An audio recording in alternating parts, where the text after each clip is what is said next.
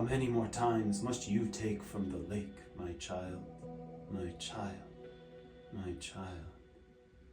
The waters are free, this is true, but just because you have thirst does not mean you get to draw them as you do. So please stop and think before you come to drink any longer, my children of men.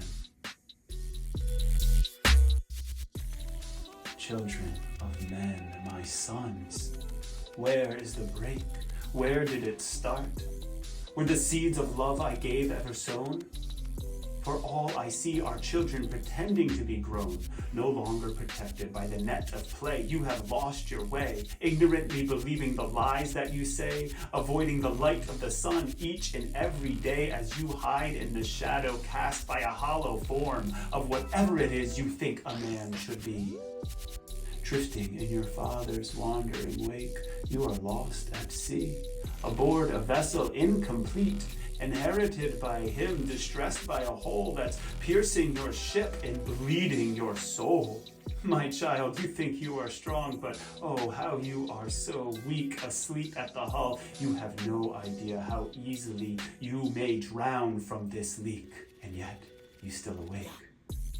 From the thunderous, crashing waves of your pain, turning away from the eye of the storm, you try to escape, following the path of your father's wrath, seeking dominion over the lands of the innocent and lame.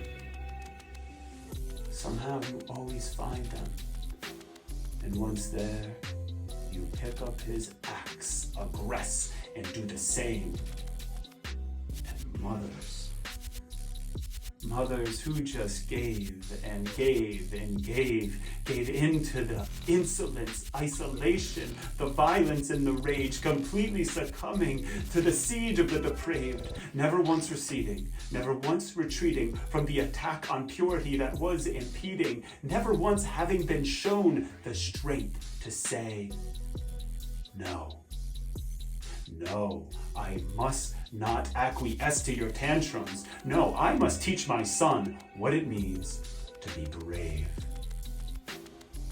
My child, if you could have seen your father's beastly iron hand cut off and bleed, that healthy denial for what he deemed to be free, perhaps you wouldn't have ended up with your hand on her knee, pressing her down, silencing her scream, gripping her wrist as she tried to flee. Perhaps you would know the good hidden in the power of your force. Perhaps you would know the difference between using force to submit and power to uplift. But you did not lift her up.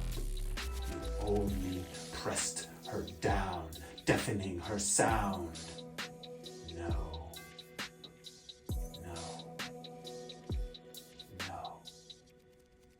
These words echoing in the void of souls, mothers, fathers, hers, and yours.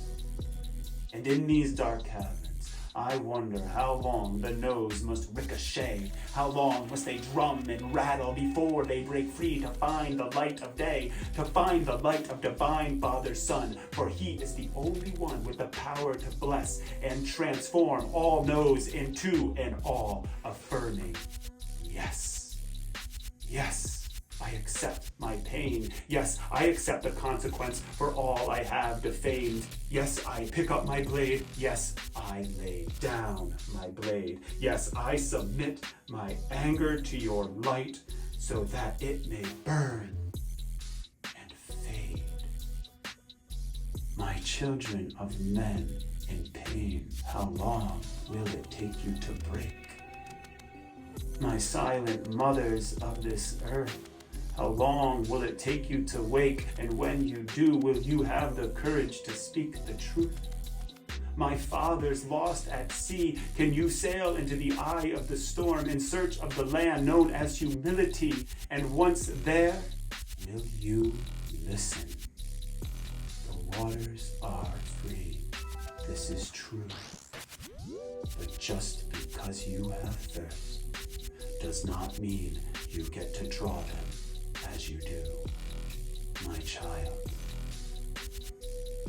Next time, you approach the shore of my daughter for a drink, I implore you, stop and think. How many more times must I take from the lake? How many more times must I rape my child, my son?